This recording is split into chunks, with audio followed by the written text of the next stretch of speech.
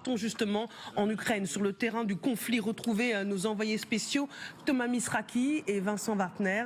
Bonjour Thomas, merci d'être avec nous en direct sur LCI. Vous êtes dans la région de Kharkiv, direction Kramatorsk. Thomas, où en est l'avancée russe ?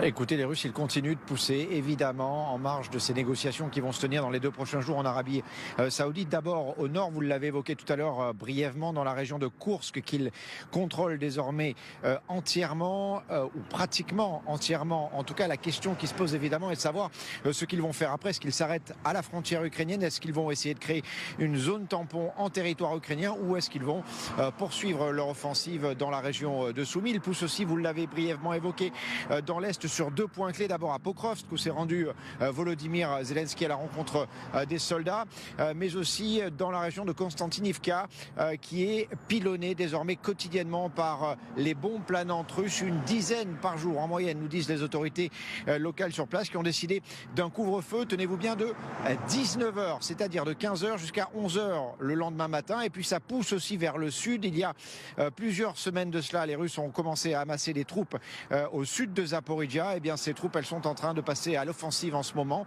Zaporijjia, d'ailleurs, visé aussi côté civil cette nuit. Au moins 3 personnes sont mortes, une douzaine a été blessée. Sur l'ensemble du territoire ukrainien, ce sont ces dernières heures 179 drones russes qui ont été lancés.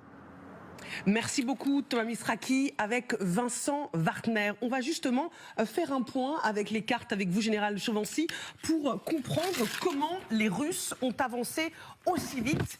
Si on refait le fil de ces derniers